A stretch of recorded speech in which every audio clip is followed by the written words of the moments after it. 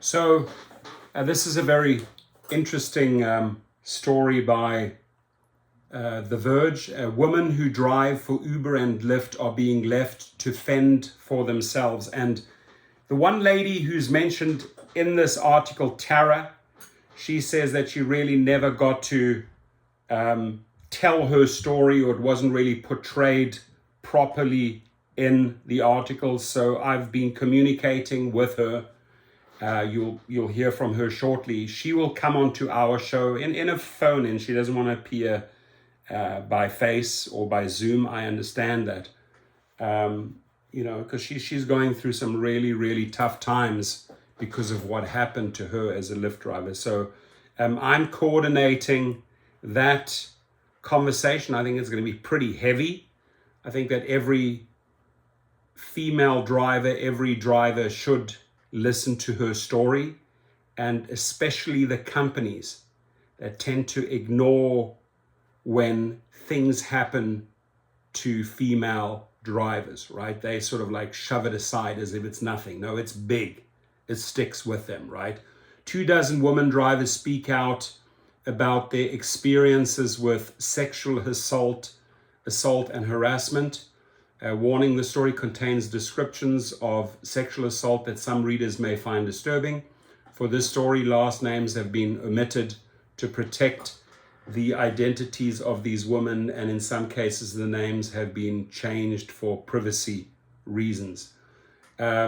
So Tara, the lady I told you about, a former elementary school teacher who lives in Charleston, South Carolina, had been driving for Uber for about 2 years when she had her first distressing experience with a customer. That's with a rider. Late one night, several years ago, she picked up a male passenger outside of a bar. A few minutes into the ride, the man suddenly unzipped his pants and exposed himself to her. Tara said that she reported the passenger to Uber, which was the right thing to do. The rideshare company assured her that she would not be paired with that rider again, but said nothing about his ability to use the app in the future. Now, this, ladies and gentlemen, let's just stop here for a second. If these roles were reversed, that driver is deactivated and not coming onto the platform. But what the company says, we won't pair you with him again. That, to me, correct me if I'm wrong, says what he did is bad. We acknowledge that. But don't worry, he'll be driving again, but you won't be paired with him again. And they don't deactivate that rider there and then after that act, right? And can you just imagine what would have happened if a driver did this? You're done. You're done. But the rider gets his second, third chance, right? According to this article. So Tara said that she reported the passenger to Uber. Several months later, Tara was outside the same bar in Charleston waiting for a surge in requests with some other female drivers. They were talking, and she told them what had happened. To her surprise, both women told her that they had recently picked up the same passenger. Listen to that, the same passenger weeks after Tara said she had reported him, right? So what do you guys at Uber do?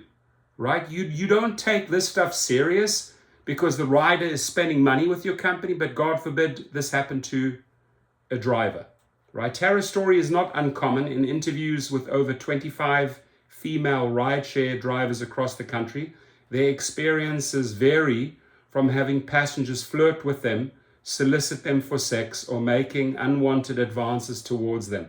Many said they have taken to carrying pepper spray or other defensive weapons in their vehicles in defiance of the app company's policies banning such items. All of the drivers said that they do not feel completely protected or supported by the companies on whose platforms they conduct their business. It just feels like they don't care about our safety, right? This is something I talk about every single video. It just feels like they do not care about our safety, and they don't spend, I'll add to that, they don't spend money on your safety. Earlier this year, Lyft released its first ever safety reports, which revealed 4,000 sexual assault claims from 2017 to 2019. Similarly, in 2019, Uber released its safety report, which showed just over 3,000 sexual assaults claims from 2017 to 2018. Uber plans on releasing an updated report after the federal government updates its traffic fatality data. Around half of these claims came from drivers who alleged that they were victims of sexual assault from their passengers. Over the last few years, most of the attention has been on passenger safety, prompting Uber and Lyft to roll out more safety measures for their customers. Both companies are currently facing multiple lawsuits from female customers who allege Uber and Lyft have failed to protect them from rape or assault. Now, Tara, I've been going back and forth with you. I truly hope you file a lawsuit against the company because of this, as well as the other lady, right? I think together, because you could file a class action and your case becomes so much more powerful, right? Because that rider should have never, ever been back on the platform. But he was, and he did it again. Currently, new drivers on both Uber and Lyft have to undergo detailed background checks before being authorized to drive. Both drivers and customers now have access to an in-app panic button that automatically contacts a 911 dispatcher. Ladies and gentlemen, do not rely on that in-app button, right? There are horror stories, right? They just fail you. You call 911 directly. Do not use the in-app Uber or Lyft 911. It doesn't work. Legal Rideshare Brian Greening will tell you. He's got a case that failed the driver, and it's failed many other drivers. You call 911 directly. Please do not rely on that part there. It simply doesn't work. In 2020, Uber announced plans to require all new drivers in the United States and Canada to complete sexual assault and misconduct training as a part of the company's partnership with RAINN, R-A-I-N-N, a national anti-sexual assault organization, a big step in regards to passenger safety. But many drivers say these efforts are still aren't enough. They don't do enough when a driver is assaulted, said Michelle Dotton, a driver and advocate. Safety in general should be for everyone. It shouldn't be one-sided. And the way that these companies do it, it feels more than one-sided. And she's absolutely right. They don't really worry as much about their drivers. There I'd have to correct you.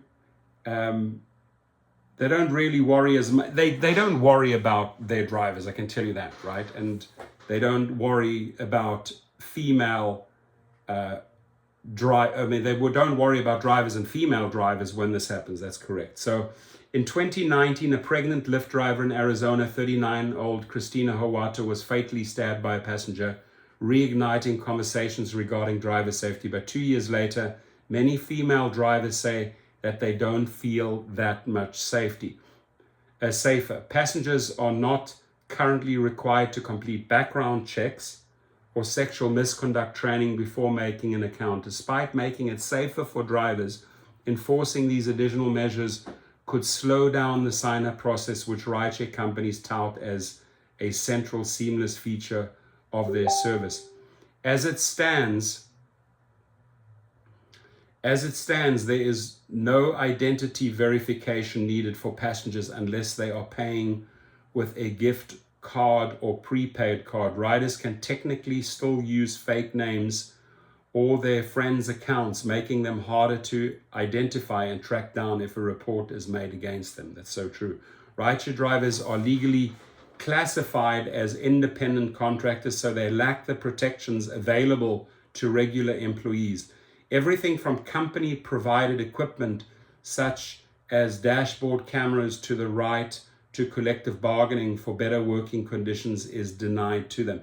And it's interesting that while I'm making this video isn't live yet, it will be live when you watch it, is that the lady, Tara, is actually texting me. Isn't that rather freaky? Many drivers appreciate the freedom and flexibility that contract work allows, but become frustrated when they feel unsupported by the companies, especially when it comes to safety.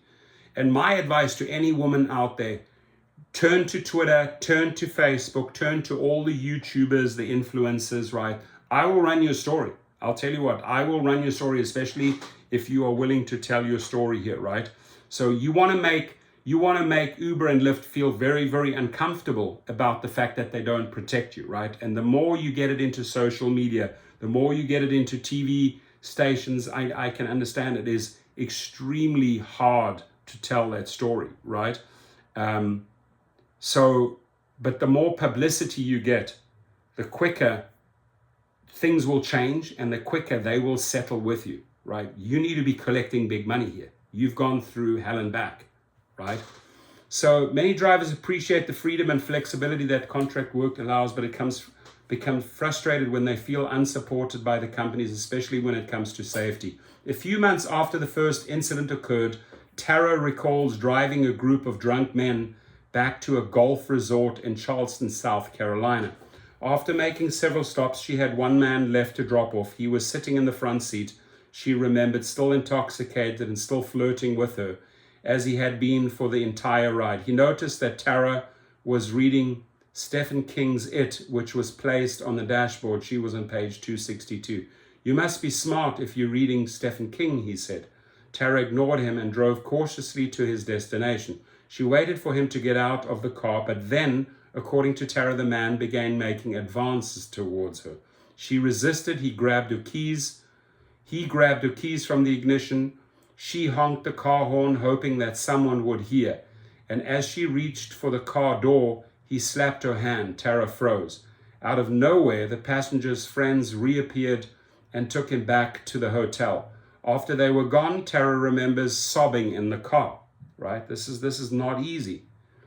"He was very drunk, so I was lucky. He hadn't been as drunk, he could have raped me," she said, thinking back to that night. "He made me feel weak. I still feel weak." Tara said that she never reported it to Uber or the local police.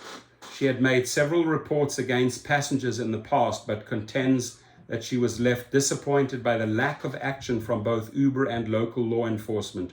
She assumed that reporting this incident would again amount to nothing. Tara says that she has an audio recording of the incident, but has never given it to law enforcement for Uber.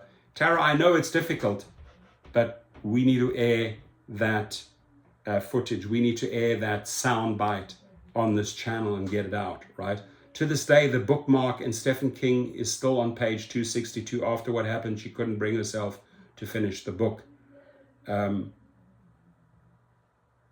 I understand that, but I would also advise, and I did my master's in spiritual psychology. I can tell you, it's one of the courses that I did, is that to finish the book would help you to break through, right? To pick up from page 262 and complete would take your power back. Never let him take that power from you and that you're stuck and frozen on that page, right? You need to take the power away from him and complete the book. That's all I have to say, with my learnings in that field, put it that way.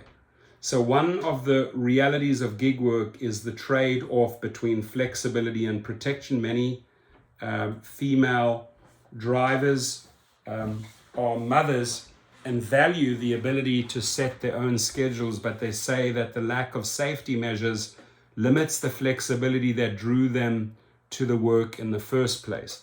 So, I'd also want to add that obviously daylight hours, there's not much alcohol going on. A lot of these shenanigans and this craziness happens after 10, 11, 12 at night, right? Maybe not the safest hours to drive for a female. Choosing whether or not to drive at night is a decision that many female drivers face. I just said it. The demand is higher at night, so they can make more money, but they are more likely to encounter inappropriate or threatening passengers. Around 21% of Lyft drivers and 27% of Uber drivers in the United States are women. Nearly half of the women interviewed for this story said they do not drive at night for safety reasons, but for some, driving at night is essential in order to make a living, as there is more money to be made. And many drivers interviewed also have day jobs, so they are only able to drive at night.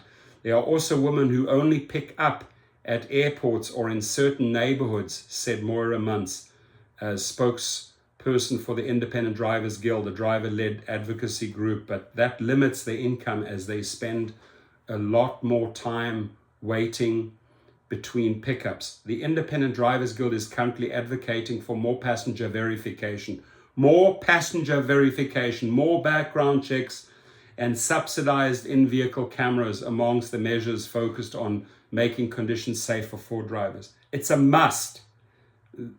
This advocacy group is doing it, but Uber and Lyft and the other companies need to step up and do it themselves and invest the money.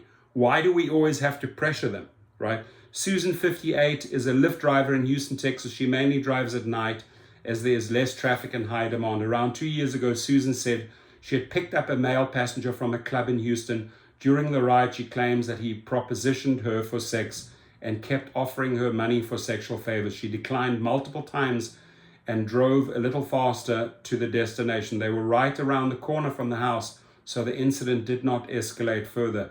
Susan said that she reported the passenger, and though she could not locate a copy of the 2-year-old report, she remembers receiving a message from Lyft saying that they had unpaired her with this passenger.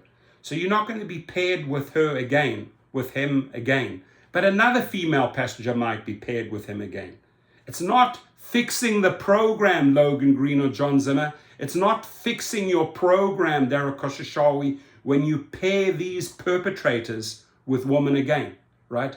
You're creating the next problem. But you know what? That $5, that $10 is more valuable to you than maybe saving a life or maybe stopping a woman from being raped. It is pathetic how you guys run your company. It is pathetic that you call yourself a CEO, because true CEOs would put an end to this right here, right now. You should be ashamed. You should be embarrassed to call yourselves CEOs, right? For allowing this to continue and continue and continue, and allowing perpetrators to feed off the next person, feed off the next person, feed off the next person. Shame on you, Dara Koshashawi. Shame on you, Logan Green and John Zimmer, right?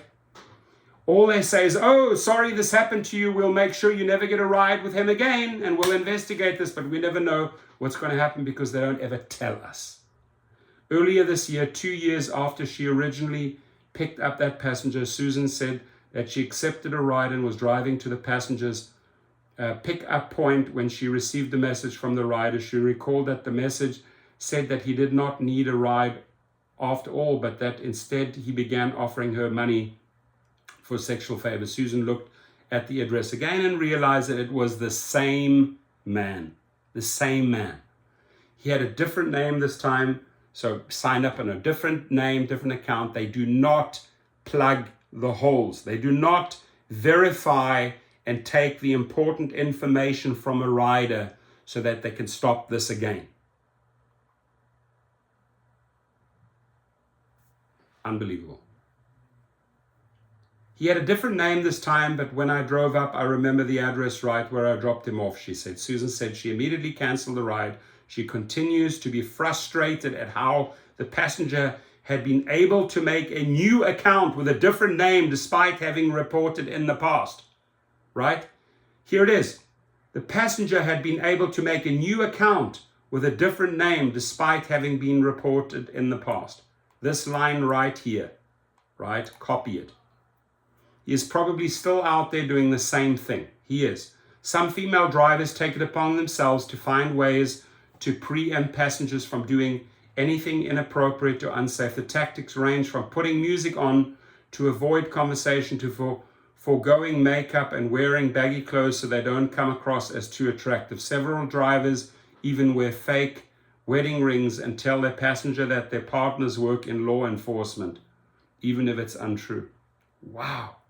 What you have to do as a female. I didn't realize, wow. Men will always respect other men more than women, said one driver. Dashboard cameras are another tool that can help a driver feel safer, but these can cost anywhere from $100 to $400, often more than a day's income. But you have to spend it, right? Male or female, you have to spend that money on a dash cam. When a rider sees a dash cam, the behavior changes. It makes a difference, said a driver advocate, Michelle Dodden. Many women admitted to carrying some type of weapon in their cars for protection. Get this, from pepper spray and wasp spray to tasers and knives, often going against company policy, such as Lyft's no weapons policy. Uber has similar policy. Their website states that riders and drivers are prohibited from carrying firearms or weapons of any kind, for example, knives or tasers, while using the Uber apps to the extent permitted by applicable law. Most of the women admitted to never having used the weapons they carry, but explained that having them easily accessible is important when it comes to safety, especially considering the lack of screening for riders. For several drivers, the risk of being deactivated is overshadowed by the importance of protecting themselves from harm. If you do get deactivated over this, please go to GigRocket. We will fire off the legal letters, and I will hammer them in social media for you. A driver from Houston, Texas, admitted that in the past she has brandished a taser when dealing with male passengers who have persisted in making her feel uncomfortable, even after declining their advances multiple times. I just turn on the taser real quick, and that pretty much calms them down. Others rely on significant others or family members who track them on their phones, which makes many drivers feel more protected. Uber and Lyft have long defended their safety measures with regard to their drivers and passengers. When approached for comment, Jody Page, a spokesman from Uber, said they are committed to safety. Jody, do not lie and insult these women, right? You are not committed to safety if the perpetrator makes it on the platform again and again and again. Right? You should be ashamed of even making that statement, Cody Page. We remain steadfast in our commitment to safety, said Page in an email. We have pioneered new safety features, processes, and policies guided by experts and gender-based violence prevention advocates. But you are still failing these drivers, right? They've pointed out why you fail them. Page went on to highlight many new features and policies that Uber has implemented in the last few years that are focused on passenger and driver safety. These include, but are not limited to, having launched a 24/7 dedicated survivor support hotline, which does not work, an in-app emergency 911 button, which does not work, as well as educational videos developed with RAIN, which are sent to riders and drivers when they receive a report of inappropriate behavior. Oh, so you send out the videos to the rider once he's committed there. Do you think you're going to change anything then? Come on. Spokesman explained that Uber has recently implemented a system that prevents people who have been previously deactivated from making a new account by flagging fraud indicators such as similar data and information. Last year, Uber announced a new rider verification system that asks some passengers for extra level of verification. I haven't seen that. Show me. The feature only applies to passengers using anonymous forms of payment such as Venmo or a gift card. Whatever their hours, ride-sharing driving can be a lonely profession, and lots of drivers gather in Facebook groups to get advice, share stories, and meet others. Allison, a Lyft driver in Austin, Texas, shared in one of the female-only driver Facebook groups in November 2021 that she had reported a passenger for making unwanted advantages towards her. She explained that Lyft had emailed her and told her they had dealt with the passenger, but then later that week, she said that they sent her another email saying they could not find the ride in question, leaving her unsure if she would pick him up again. She then said she followed up with Lyft and provided them with additional information regarding the incident, but said she never heard back. Listen to that. We are so vulnerable, she said. Ashley Adams, a spokesman from Lyft, said that safety is fundamental to their company and that they are constantly designing features and policies in an attempt to help make every Lyft ride safe. In the email, the spokesman pointed to features such as in-app emergency help button, which does not work, as well as their 24/7 safety support line, which does not work. Both of these features have been well received by drivers across the country. That's her statement. The truth is, it's not that way. While we do unpair riders and drivers who rate each other 3 stars or fewer when we receive safety reports, it is our policy to take additional action. You take a little bit of additional action, the next day they're back on your platform. Let me just tell you how it is, right? Which can include investigating internally, gathering additional information from riders and drivers, and deactivating the accounts used, said Adams. In certain markets, Lyft said they are working on ways to identify and take action against new and existing rider accounts that they determine to be high risk. These include temporarily and permanently deactivating accounts, blocking users from creating new accounts, and requiring riders to submit additional information before requesting a ride. Violence and harassment are not tolerated on the Lyft platform. Okay, at that moment, it's not tolerated. But what you are tolerating is allowing the guy to create another account and be back on the next day and repeat his shenanigans, right? So I don't want to hear this crap from these stupid excuses from these spokesmen who try to cover and not listen to what these women have to say, right?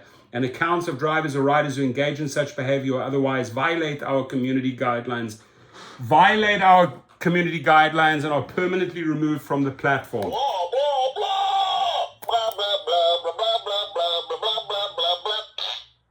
Saying crap from these spokesmen.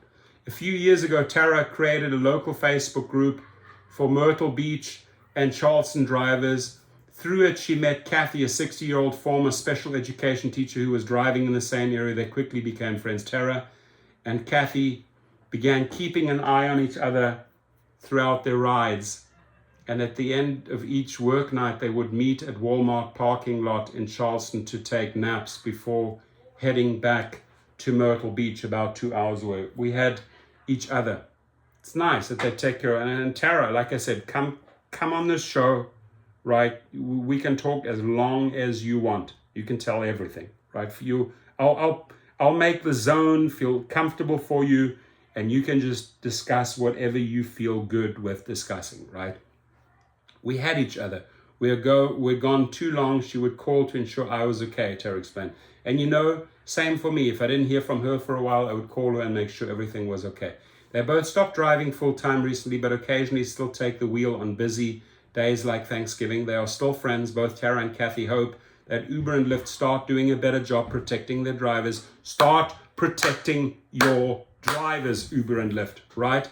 Holding their passengers accountable and getting better at responding to sensitive incidents, including sexual assault and harassment. Looking back, Tara said that she wished that she'd had Kathy during her first years on the job, but is grateful for the years they were able to support each other. They were just two women from the same city who had to create a buddy system and keep track of each other and make sure we are safe, she said. We supported each other when Uber didn't.